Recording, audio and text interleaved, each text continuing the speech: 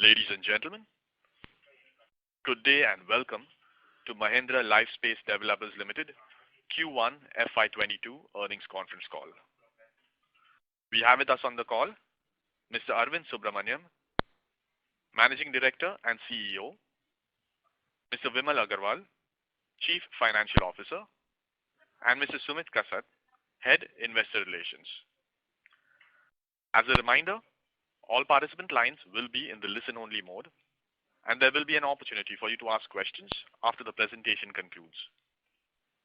Should you need assistance during the call, please signal an operator by pressing star then 0 on your touchtone phone. Please note that this conference is being recorded. I now hand the conference over to Mr. Arvind Subramanian. Thank you, and over to you, sir. Thank you, Rayo. Good morning to everyone and welcome to our Q1FY22 earnings call. Firstly, I'd like to thank everyone for pre-registering and participating in this conference call. All of you know this, but for the sake of record, let me reiterate that many of our key operating entities from our residential business, like Mahindra Homes, Mahindra Happinest, as well as our IC and IC business like Mahindra World City Developers, Mahindra World City Jaipur, and Mahindra Industrial Parks are not consolidated on a line-by-line basis. It's customary for me to start with some views on the macro environment. I'm going to skip that since most of you track that far more closely, and I'm going to get into the business end of my opening comments so that we have more time for Q&A. So firstly, it's been, I think overall, a good quarter for real estate in general, despite the lockdown coming from the second wave of the pandemic. The lockdown, by and large, was managed far more systematically by the local administrations. And while we lost much of all of April and part of May as well, with sales offices being shut down, we did manage to figuratively keep our shutters up and continue to clock sales even in that period. So we've ended the quarter with a good rhythm of sustenance sales. What we've not been able to do given the lockdown is to launch new projects in this quarter, and that has been pushed out to Q2 onwards. From a construction activity perspective, when the lockdown was first announced at the end of March, there was a bit of panic among construction labor. Many of them feared that the same thing that happened at the last lockdown, which was a year prior, would happen now, which is long-distance trains would be cancelled, etc. So many of them immediately, within a few days, decided to pack their bags and go back to their villages. But I think confidence built back when they realized that the government stayed true to its promise not to cancel long-distance trains. So we did see a return of labor towards the end of the quarter, and it's built up nicely back into July as well. I continue to remain very optimistic and confident about real estate. Many analysts, including some of you on the call, have been talking about the country being poised for the next upcycle in real estate over the next 7 to 10 years. But from my perspective, let me explain why I say I'm optimistic and confident. 3 factors on the demand side and 3 factors on the supply side that I think plays to this confidence, and particularly confidence for players like us. On the demand side, it's very clear over the past year that homes have become more important and not less important to Indian families. The whole lockdown experience where families have been cooped up in their home 24/7 for weeks at end, months at end, has shown up the compromises that they've been living with. And we are seeing a clear trend towards purchasing a new home. I'll talk about what those trends are, and I see 2 divergent trends there, but I'll come back to that. So that is the first factor on the demand side. Secondly, on our B2B business, our industrial parks business, again, India is poised to find its space as a global manufacturing hub, taking up the slack from China. Now, is this a done deal? Are we already in that preeminent position? Clearly not. But there is a window of opportunity given the shift in geopolitics that India must take advantage of. Some of the policy measures are starting to get aligned to catalyze manufacturing investment in the country, things like the production-linked incentive scheme, etc. And I'm hopeful that those will translate into a surge of interest in India as a manufacturing destination. And third is the formalization of the real estate sector, particularly on the residential side. I'm careful to use the word formalization and not consolidation because I do believe there will continue to be a reasonable tail of developers in each of the micro markets, as we have seen in many other global markets. But market share is clearly consolidating with the larger and more formal, professionally run players. And that is a segue onto what I see on the supply side, which is actually precipitating this formalization. If I think of the three factors of production, land, labor, capital, all of these three are migrating towards the formal sector in real estate. Land availability has never been better. We are seeing a good pipeline, lots of landowners approaching us every week with attractive opportunities that we are evaluating.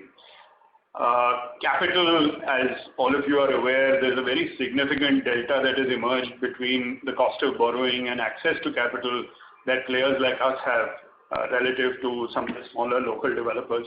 And that's becoming, particularly given what's happening with the economics of this business, with the IRR focus, the cost of capital is becoming a significant advantage that we can play up. And the third is labor, and by labor I mean talent. Again, real estate historically has not been a talent magnet, but within real estate it is clear that strong talent prefers to work with well-managed professional organizations, part of large corporate groups like ourselves. Let me go back to my comment around the demand and how I see kind of two divergent trends or almost opposite trends happening. I keep getting asked this question by journalists about, are you seeing upgrade behavior? And certainly we are seeing upgrade behavior. We are seeing families wanting to trade up to get more space, better amenities, better quality of product, better locations, as I said, coming out of their lockdown experience. But we are also equally seeing nuclearization of larger families, which is driving the demand for smaller compact homes as well. So the segments that we play in, which is the affordable and mid-market segments, I think across that entire span, we are seeing very deep and robust demand trends.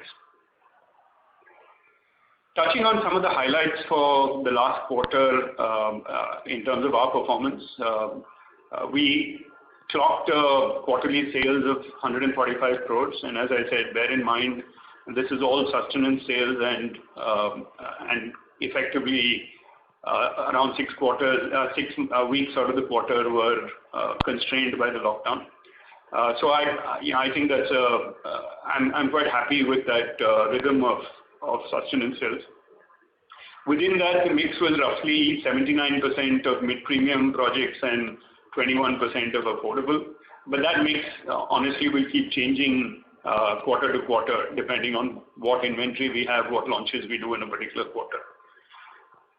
Mumbai and Pune contributed more than 50% of that value. As I had mentioned in some of our earlier conversations, those are our two focus markets for our residential business in the years to come. We want to build heft and depth in those two markets. And finished goods inventory was about 12% of that sales value. The average price realization was just under 8,200 per square foot. And we've once again, like we've shown in the last several quarters, had a very broad-based performance where the entire portfolio, from the lowest ticket size at Palghar to the highest ticket size at Luminaire, every single project has clocked sales in this period. We did not do any new launches in this quarter. As I mentioned, given the lockdown, it was not an opportune time to do any new launches, but we do have a strong launch pipeline in the coming quarters, starting with next month itself. We will be launching a project in Chennai, and then following up with launches in every one of our key markets, Bangalore, Pune, Bombay, as well as the third tower at Luminaire in Gurgaon. Land pipeline continues to be strong. I will preempt a question that I know will come about why we've not announced any new deal in the recent weeks. We are very close to finalizing some transactions.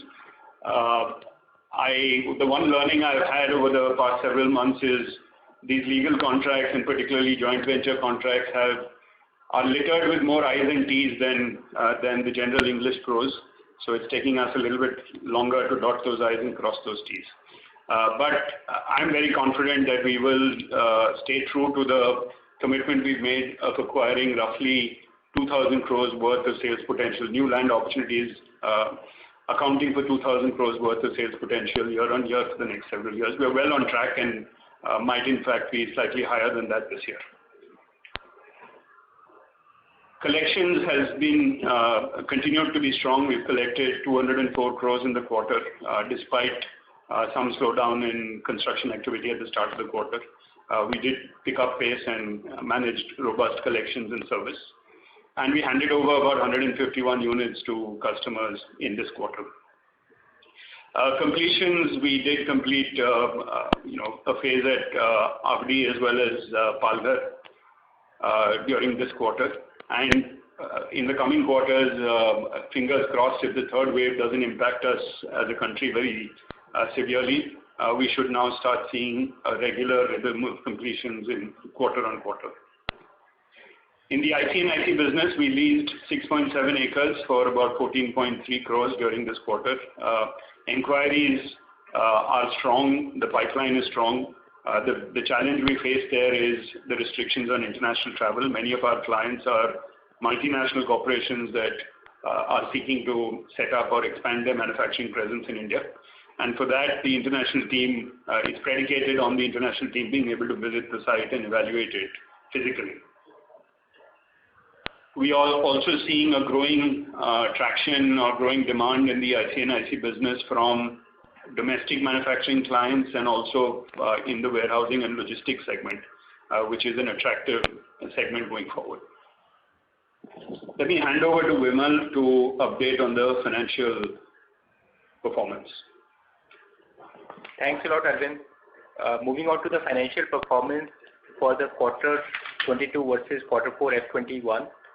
The consolidated total income stood at 154 crore as against 58 crores in quarter 4 F21.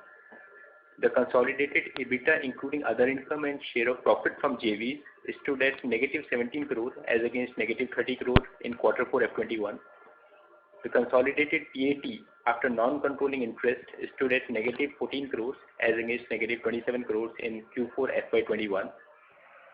The company has a debt of 255 crore at consolidated level as per Ind AS, while cash in hand is about 162 crores. Cost of debt stood at 6.95% on console level, while standalone cost of debt for MLDL stood at 5.9%.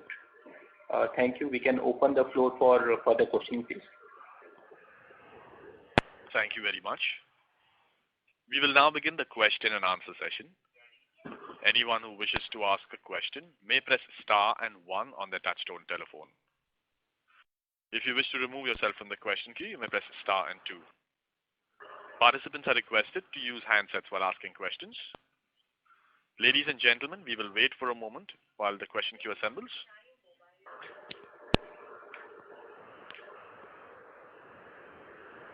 The first question is from the line of Adhidev Chattopadhyay from ICICI Securities. Please go ahead. Yeah, good morning everyone. Firstly, I'd like to congratulate you on announcing the bonus issue. I have a couple of questions. The first question is for our launch plans for this year. As you mentioned, we're launching in almost all our markets where we are present. So have you frozen on the area you'd like to launch for the year cumulatively as a whole across these projects? Yes, we have. I don't have the number offhand, but we can put it together and share it with you. In each of these, so it will be, I would say, the first phase of each of these new developments would normally be between 30 and 50% of that total saleable area in those projects. And in places like Luminaire, for example, is the third tower out of third and last tower, so it's 1/3 of the overall sellable area. But generally, between 30 to 50% of the sellable areas will be brought to market together. So at least, just again, sorry to follow up on, at least it would be 1,000 crores, the value of the inventory which we will look to launch for this year. Oh yes, actually in excess of that. Okay, okay, boss. Secondly, this is a question for Vimal. I was referring to your presentation on slide 35 for the segmental performance. Your gross margin for the residential business seems to be low at 7% for this quarter. So I understand you're following project completion, but any specific reason why it is appearing lower? No, there's absolutely no specific reason. What happens is this is the sort of one of the tower which we have completed in one of our Pune project. The total profitability of that project is upwards of 20% gross margin. Okay, it's largely driven by the allocations which we keep doing, but at an overall level, this project will deliver a gross margin profit of upwards of 20%. Sorry, sir, just missed the Pune project you said, or which one? That's right. Okay, so I didn't get it. It says you are booked it for the first time. Is it that is why, or sorry? What is it? No, I'm saying why is it appearing?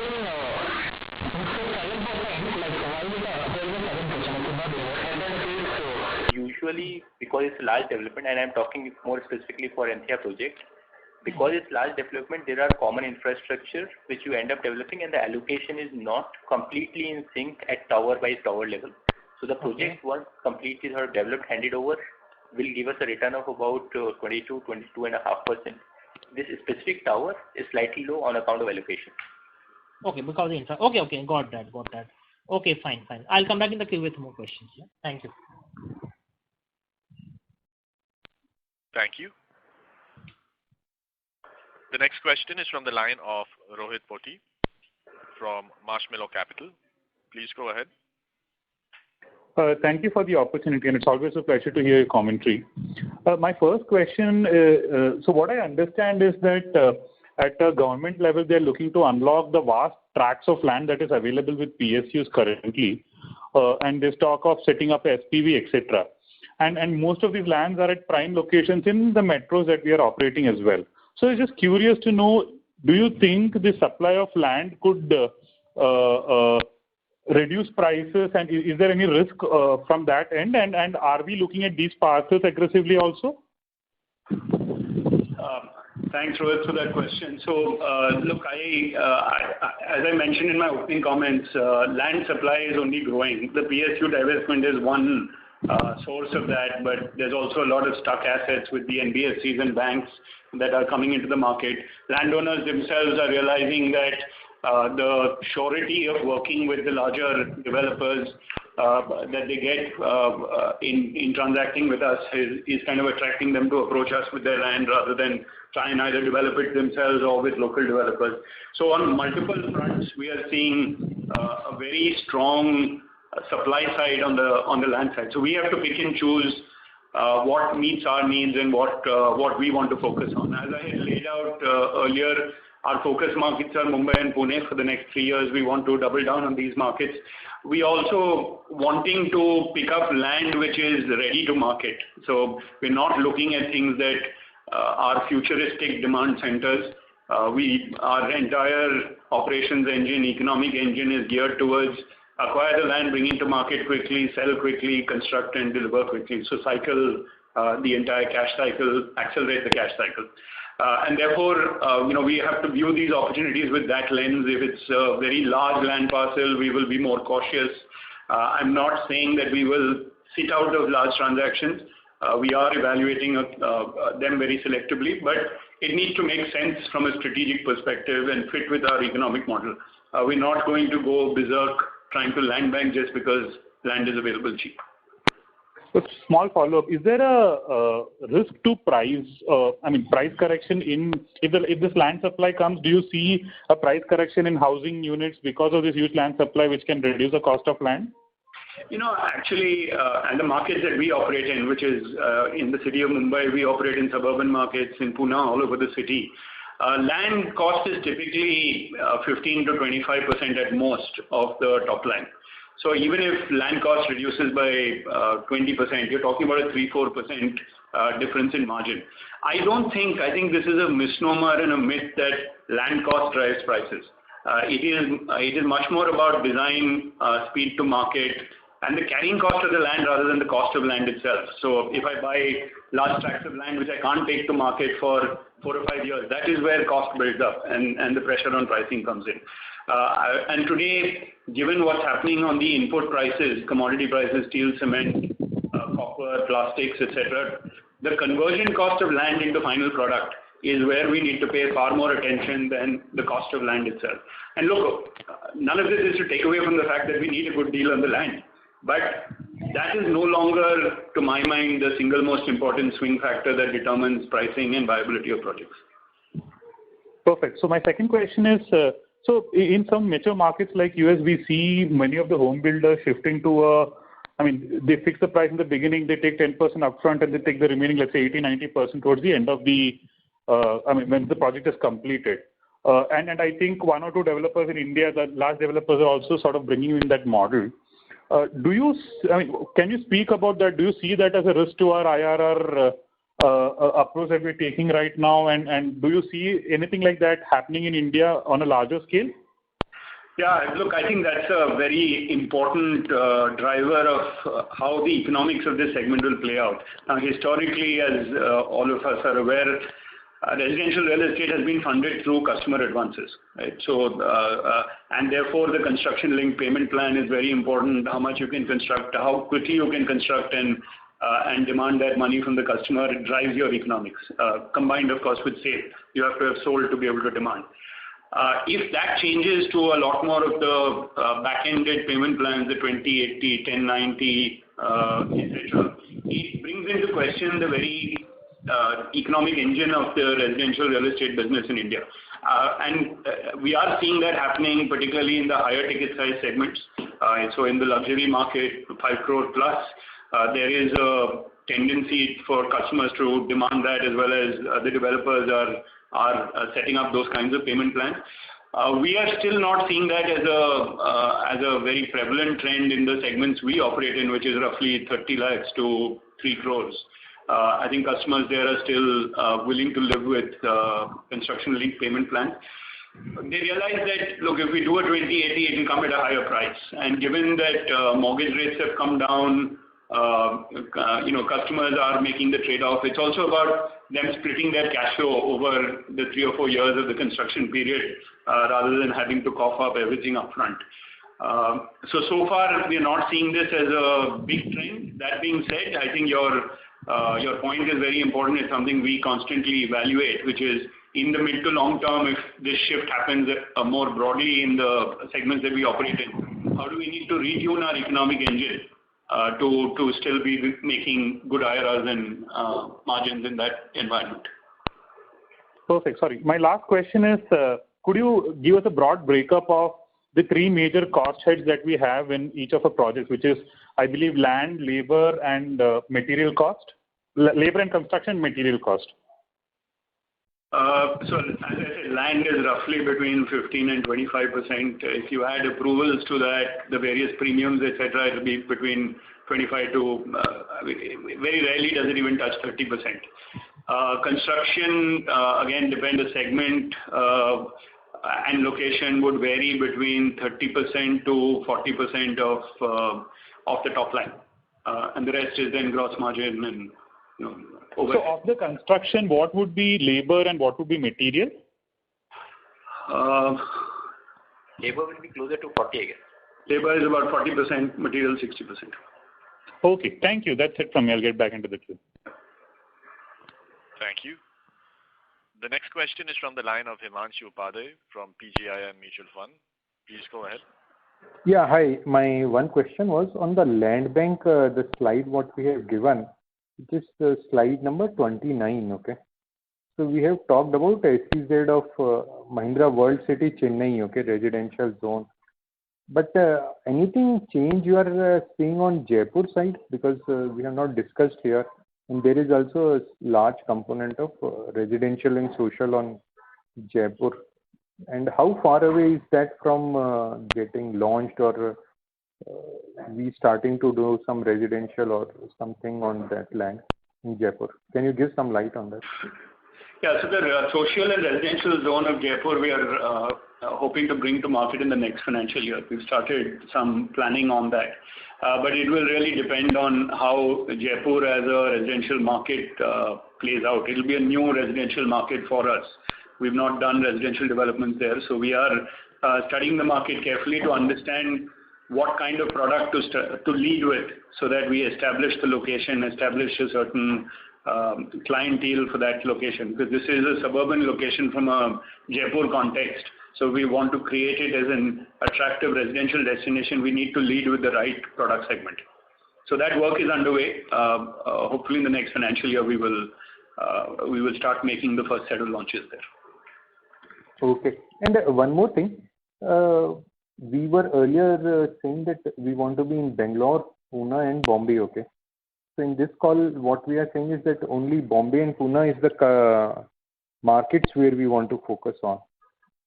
Is it right? Means that let me clarify that. We want to further narrow down? This on the last call as well. Bombay, Pune are the markets where we will have portfolios of projects, multiple projects at a point of time. We do like Bangalore. We've done a very successful project there, Wind Chimes, which is now completed and fully sold out. We are doing another launch there in the coming months. Bangalore, we will, for the next 2 years, treat as kind of a beachhead market. It would be very likely the third market in which we would like to build a broader presence. Therefore, we don't want to vacate the market. We will continue to do perhaps one, at most two projects at a time in Bangalore versus Mumbai and Pune, where our intention is to do dozens of projects. So that's the distinction. Okay. Okay. And this one thing, one of the competitors was being very bullish on the NCR market. Are we seeing any traction in our luminaire, which is a high ticket item, and can we launch also the next phase of luminaire in this year?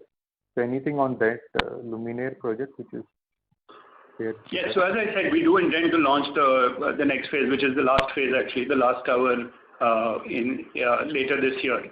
And we are seeing good traction on sales. In the last financial year, we sold out Tower A, and we are making good progress on Tower C as well, which is the second tower that we've now applied for OC for that tower. So as soon as OC comes, we expect to convert a lot of the inquiries into actual sales. One last thing. This Mahindra World City, are we seeing any traction? Because on the manufacturing side, or what we said that last year also in the AGM we stated that business we see should show a decent traction. But in terms of inquiry and all those things, what traction are you seeing? Because we see some amount of travel has also started and vaccination and all that. But on ground, are you feeling that that business, what we were expecting to do last year, is now getting the traction and we can increase the sales multifold from here on in that? That's a candidly, I'd say yes and no.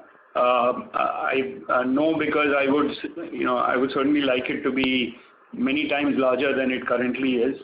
But I do recognize, and we must all recognize the challenges that business has. It's a B2B business. The sales cycles are very long. And it takes 9 to 12 months to convert an industrial client into who's trying to buy a factory location. As I mentioned, we have a reasonable pipeline of inquiries. Conversions have been constrained because of international travel being limited. The domestic clients we are still able to convert, but that's a smaller proportion of our business so far. Going forward, that too will change as we see the demand for warehousing logistics picking up. We are seeing a lot more domestic business in the pipeline. We've also recently brought on board a new leader for that business, Rajaram Pai, as the Chief Business Officer for our industrial business. And that's a signal of our kind of intent and commitment to grow that business. Okay. One small thing. This Godbanda Road, what are the pending approvals there? And do we expect that we can launch in FY23 onwards? Just update on this land. So FY23 is the target to bring it to market. There are multiple tactical approvals. There is zoning change, there is NA conversion, there's a sequence of steps we need to go through. Most of them are procedural. We don't see it as being a significant bottleneck, but they take time. They need to be done sequentially, and that's why F23 would be our target to bring that to market. Okay, thank you from my side. Thank you. The next question is from the line of Parikshit Kandpal from HDFC Securities. Please go ahead. Hi Arvind. Congratulations on a decent performance. My first question is on the industrial land. So you have added this Gumri Kundi land origins phase 2. So just wanted to understand which all other industrial lands you are looking to add or expand, given that you are seeing a robust pipeline there, and as the travel opens up, the traction could build up. So industrial locations are our 4 established locations, which is the 2 world cities and the 2 origins. And as we've mentioned in the past, we are aggregating land near Pune for another origins park there. Beyond that, there is no other plans to create new industrial parks at this point of time. Okay.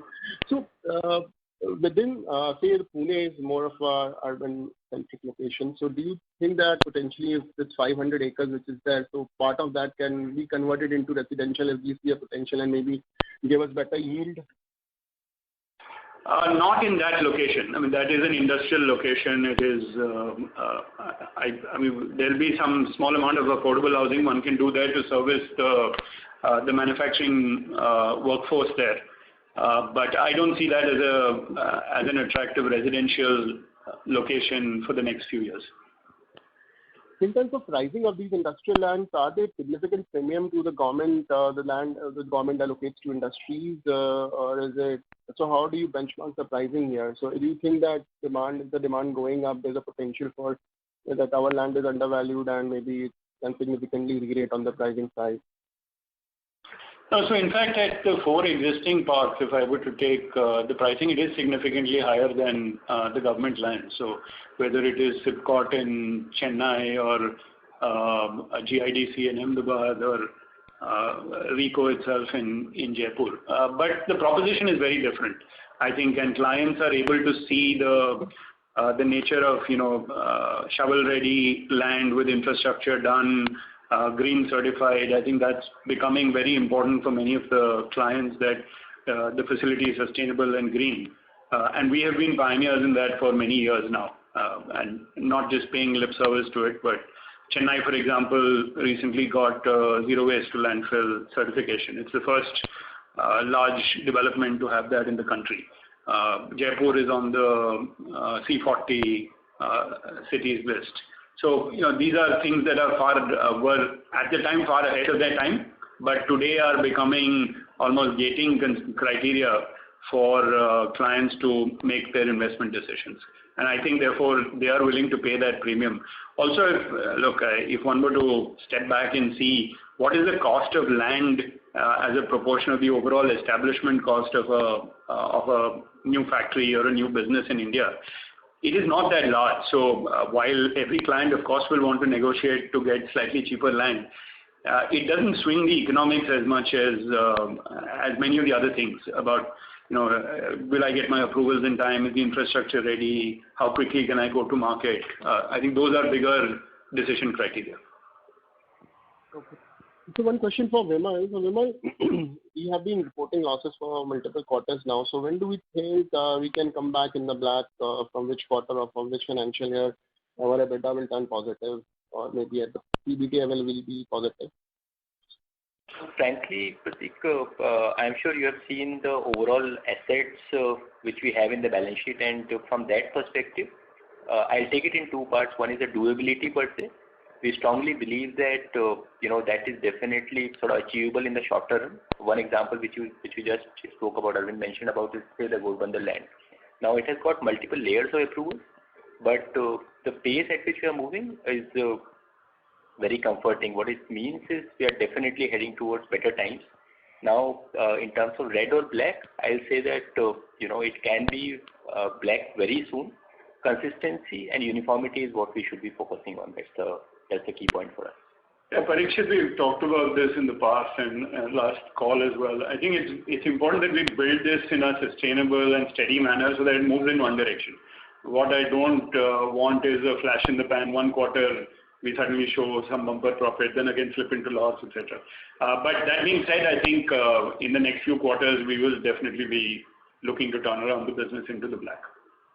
Just last question on the land aggregation side. So we've been hearing, and now earlier today in the call you said that we are in excess of 2,000 crores. We remain committed to closure of the land.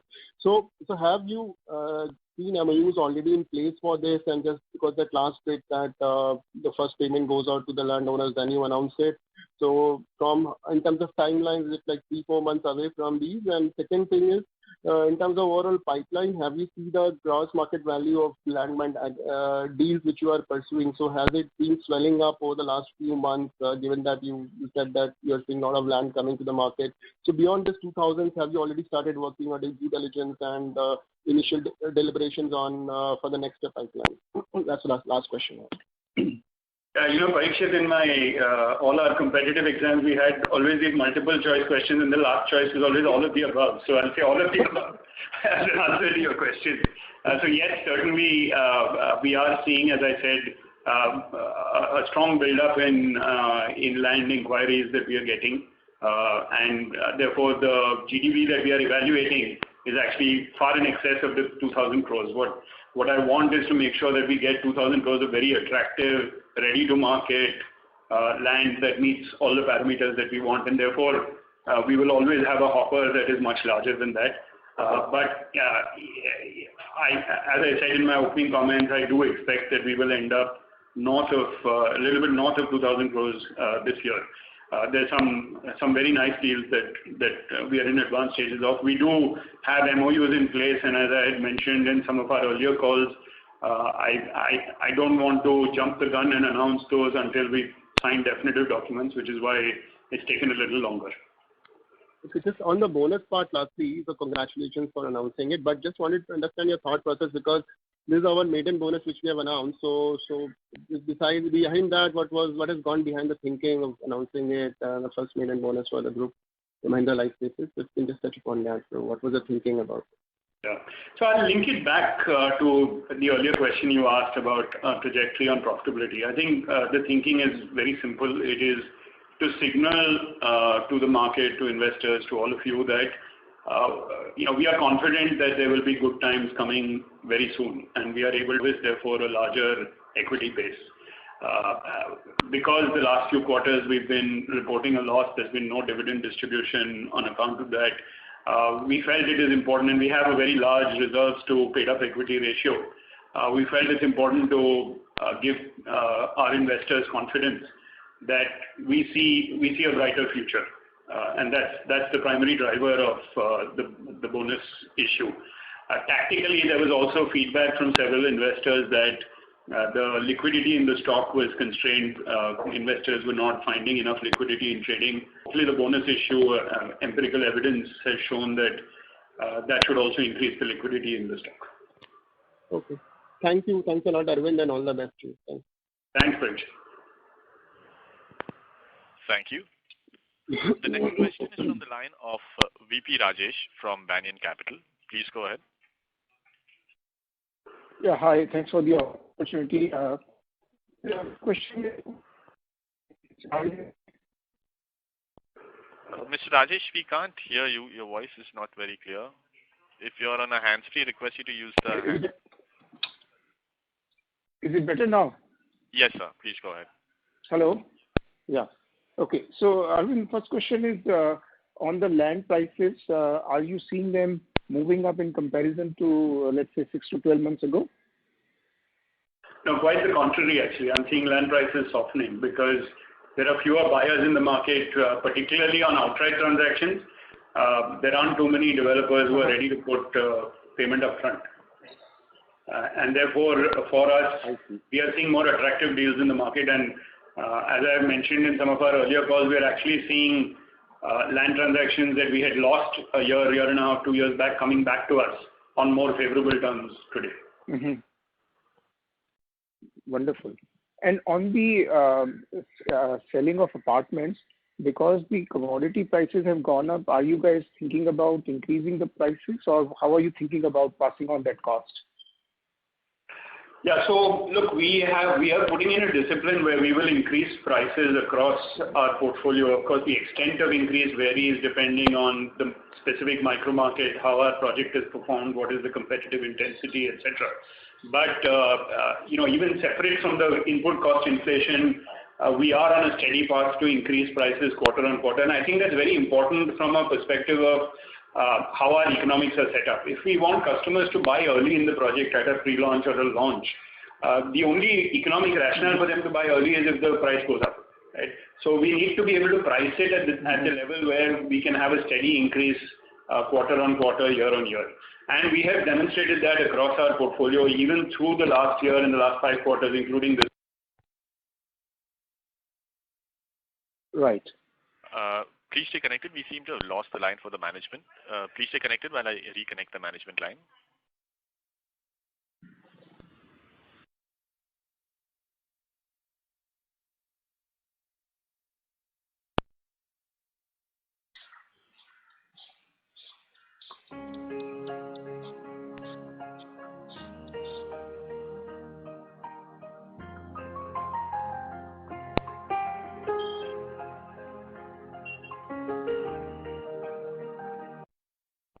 Thank you for patiently holding your lines. We have the line for the management reconnected. Over to you, sir.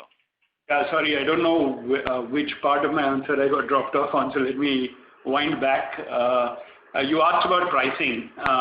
Look, I think there's 2 aspects to pricing. One is certainly how do you take care of the input costs, and therefore a cost plus approach to pricing. But there's also a market-based approach to pricing. And from a market-based approach, what we are wanting to do, and we've set ourselves up for, is quarter on quarter across every project, we do want to be able to increase prices. And it may be smaller, it may be larger, depending on the specifics of the micro market, how our project is performing, what the competitive intensity is.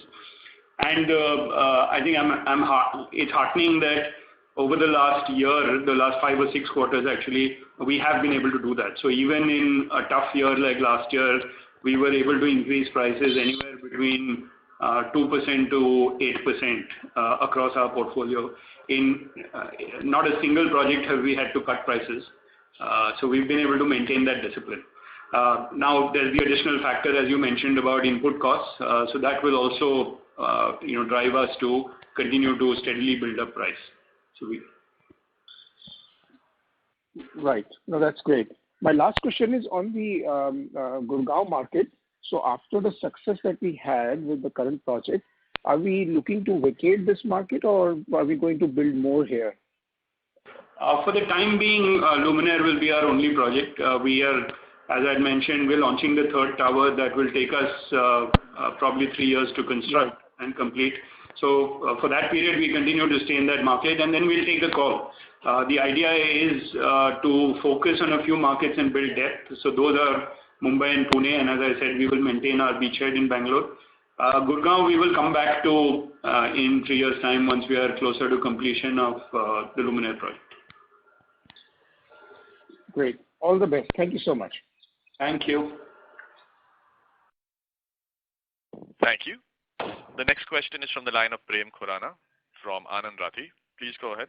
Yeah, thank you for taking my question. So 2 questions. So first one was on the Mumbai real estate market. I mean, if you could share your thoughts on the way the market has been behaving after the stamp duty benefits have been taken away, and if you could kind of link it to your projects, I mean, Vicino and Alcove. I mean, how has the footfall been after the stamp duty waiver has been taken away? Because when I look at the registration number, it seems that the numbers have come off quite significantly. Yeah, so look, actually, I was also worried that once the stamp duty benefit gets withdrawn end of March, that there will be a sudden drop in sales.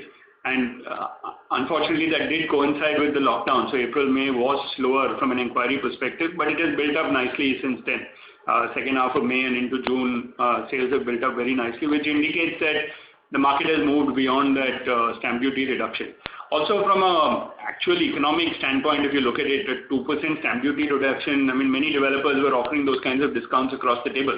So rationally, it should not make a difference to buying behavior. Of course, there is a large signaling value when the government reduces stamp duty. It does create a impetus for customers to buy and buy quickly because there was a deadline to that. So I do understand that, but it takes whenever these things have happened in the past, it takes a few months to unwind itself, which we are clearly seeing. I don't think any customers have that overhang now that stamp duty used to be low, and is there an expectation that again there will be cut? We are not seeing those conversations from customers or those expectations from customers. Fair to assume, are you happy with the kind of response that you've seen for Elco? I mean, I understand April, May would not be the right months to kind of look at, but given the fact that we've already we've already had June and then spent some time in July as well, and the way the footfalls have been or the walk-ins have been at Elco, which, are you happy with the run rate? I'm quite happy because let's take specific examples. So Alcove, we are currently sitting at about 50% sold of the phase that's launched. Now, we also have to bear in mind that our portfolio will comprise different kinds of projects. And not everything will be a Tathavde or a Kalyan or a Palghar. There will be projects that will be very high velocity upfront. There will be projects that we have to steadily work through. Alcove is one such project, which is a similar project. We are seeing week-on-week walk-ins. We are seeing conversions happening every week, and we have to be steady in how we build those kinds of projects. Particularly, Alcove is a very sharply targeted kind of product. Typical, our audience is largely from that pin code itself. So it's a very narrow geography, which is the addressable market. We have sized the project appropriately, and therefore have no worries. It is tracking to our investment case. Sure. And so on this, so given the fact that there are too fewer buyers these days for land parcels, which is you're getting more transactions come your way. Has that changed? The way we approach these new projects. In the way we kind of underwrite these projects in terms of either in terms of let's say IRRs or let's say in terms of the gross margin or project level margin that you would expect, or it still is still working with the same number that we used to have earlier. Look, we have inched it up, to be honest. Given that we are seeing more supply of land in the recent months, we have taken our hurdles up from where they were a quarter back. But it's not a dramatic change. It's not like we've doubled our IRR or profit expectation. It is few percentage points increase, and we'll keep refining that. It's always a balance between what we see as supply, how we see the marketability of those projects, etc. But I think today we have the confidence of setting slightly higher hurdles than we did 3 months back. And just one last, just want to clarify with them, and I've been kind of grappling with this issue for a while now. And so when I speak to people in the market, when I look at, let's say, all of us, our peers as well as us, we've been talking about seriously big numbers in terms of scale, right? We are at around 1,000 odd crore rupees today in terms of sales. We are targeting 2,500 crores, and some of our peers have similar kind of targets, in terms of growth prospects. And obviously, if most of us are looking at this kind of number, we would be required to buy land, which is where, there will be demand for more land, right? And at the same time, we've been talking about, no change in land price or rather softening of land prices. And when I look at Sitco auctions, you get to feel there's still competitive intensity in the market where people are willing to pay top dollar to be able to buy city-centric land parcels. And we are looking at city-centric land parcels, right? Because the idea is to kind of reduce land to launch timeline. So how do I marry these two things? Essentially, we're looking at higher underwriting, thresholds, and at the same time, there's demand for more land because most of us have been talking about seriously big numbers in terms of scale. Interesting dilemma you've posed there, and I do understand where you're coming from. Look, I think, firstly, with all humility, we are a fairly small player.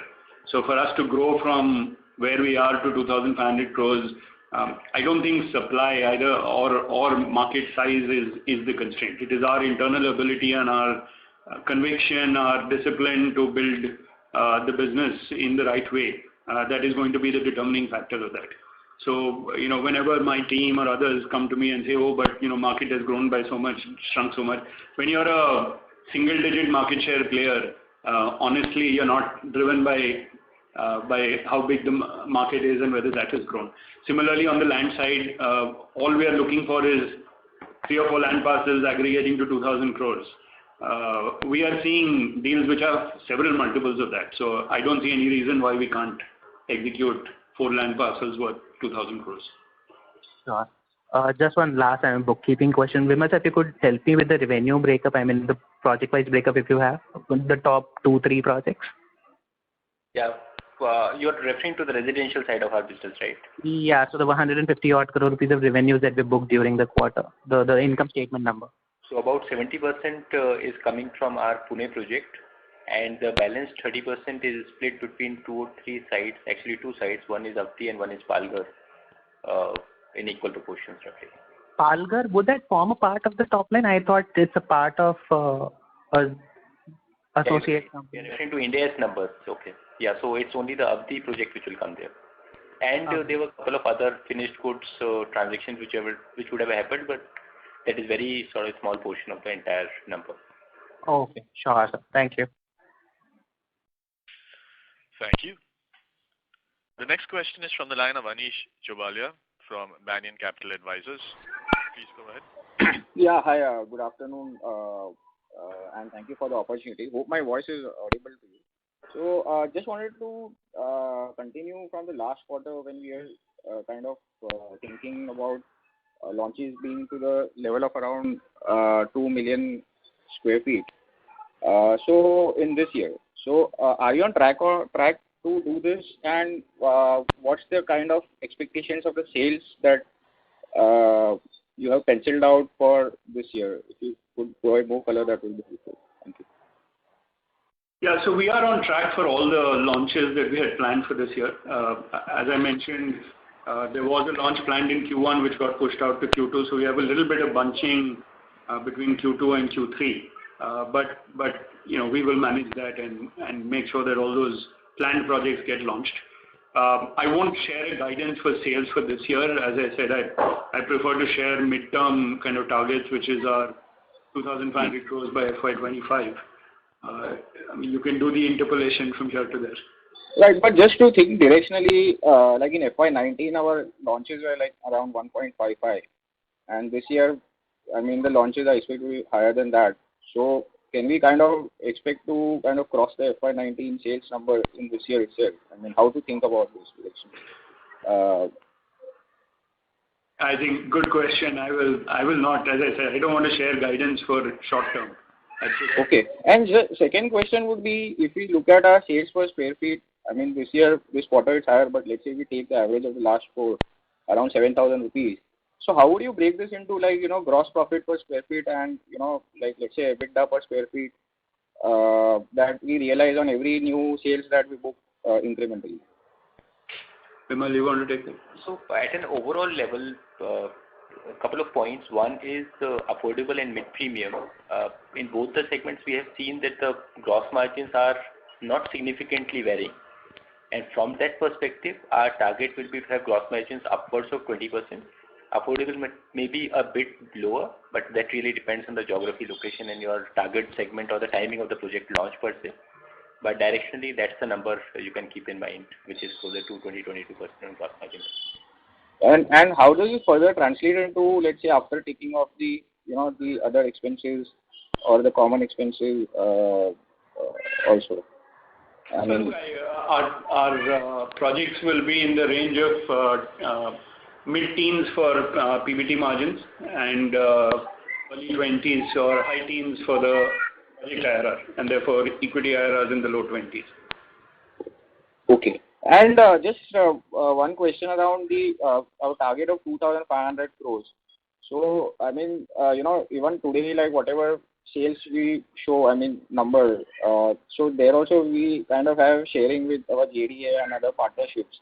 There are so many partnerships that we have, right? So, going forward incrementally, out of the 2,500, so whatever we are doing today, let's say 50% of that would be belonging to us. So, let's say when we reach 2,500, do you think that this is the share of our ownership of the 2,500 crores will keep inching up on the basis of your strategy of outright purchases, etc.? Or, how to think of it? 2,500 of our sales. Of just our sales. So, but sir, today, whatever number you show, that is between us and our partners, right? We say 145 crores that you show in this quarter. That is it just our part of the sales or is it along with the partners?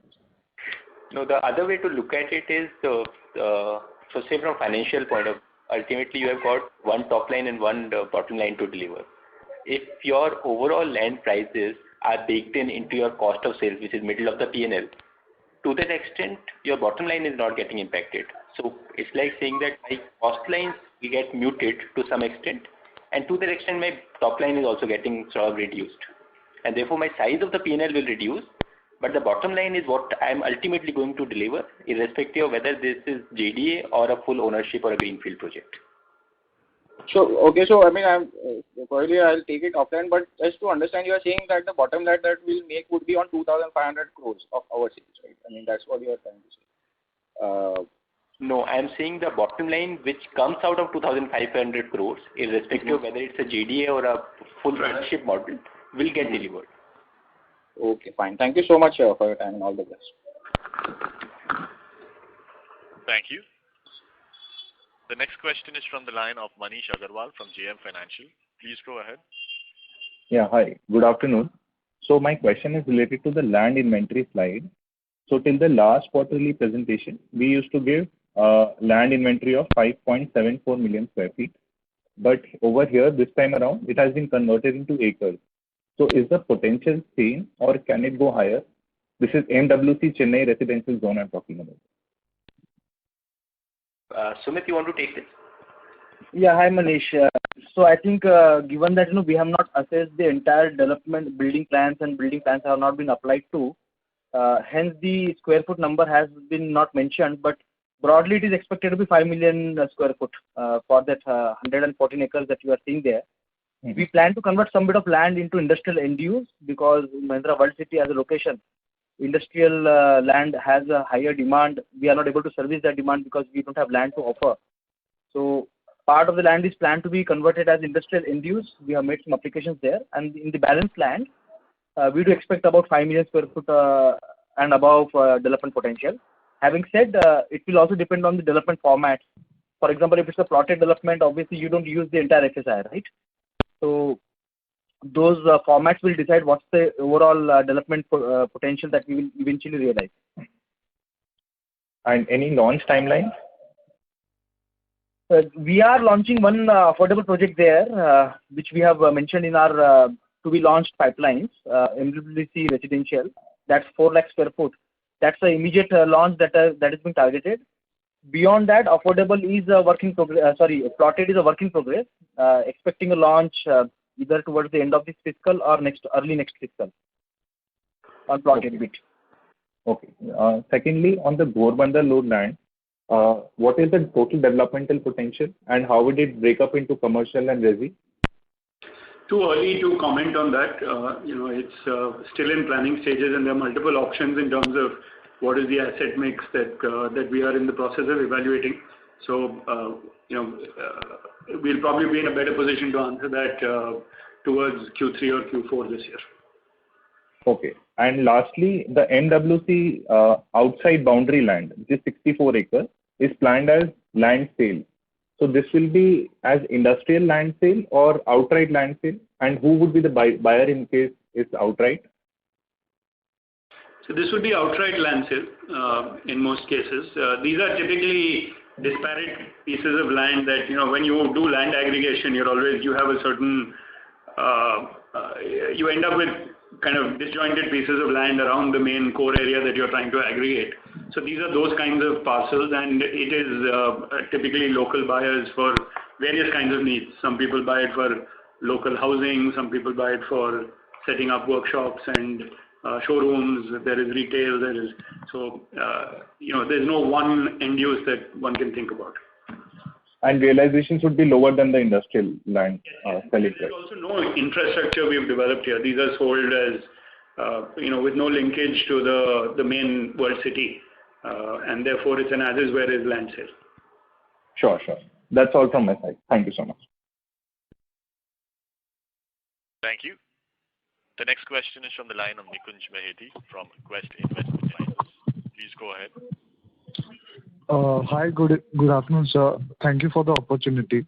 My first question is with regard to the Origins Pune. So, how much land needs to be aggregated further, and are there any risk of delay with respect to the timeline of the launch, which is into this, which might be because of the aggregation of land that can come up?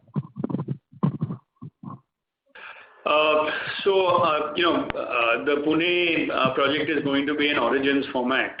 So our Origins formats are typically in the range of 400 to 600 acres. So that is what we are aggregating there. There is still some part of that for a contiguity and for master planning that still needs to be acquired, which is what we've disclosed. Around, I would say 70-75% of the land is already acquired. About 25% still needs to be acquired. Okay. But my follow-up on that is that will that 25% of the land be smoothly acquired, or can there be risk of delay on that? Look, there already have been delays, right? So, and land aggregation is never a predictable linear process.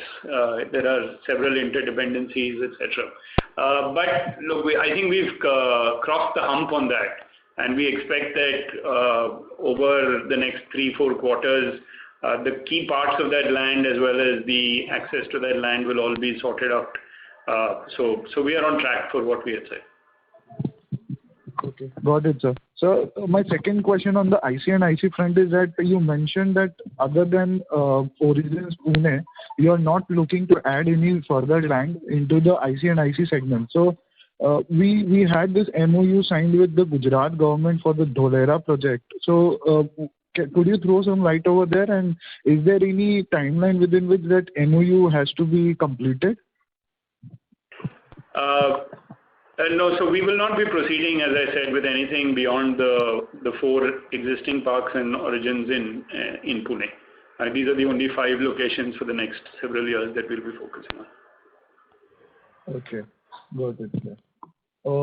Moving on to this B2C segment which we have. So if I look at the presentation and get the data, so affordable housing from the new projects, from the new land which we have acquired, is roughly 53%, and mid premium can be 47-46% range.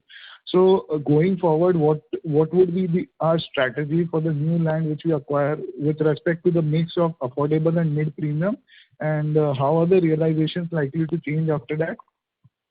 Yeah, look, we don't approach this the residential business with a presupposition or a certain quota saying I want so much for mid premium, I want so much for affordable.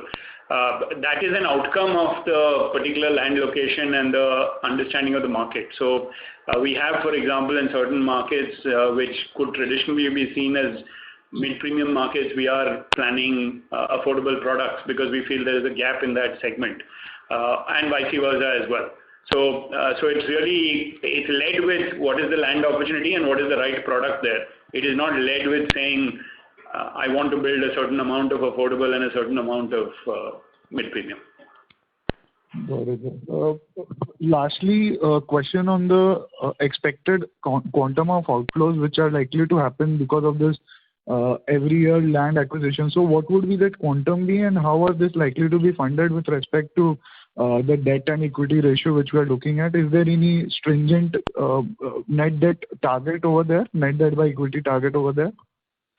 Yeah, so look, let me put the numbers very simply to you. We want to do 2,000 crores worth of sales potential in terms of land acquisitions.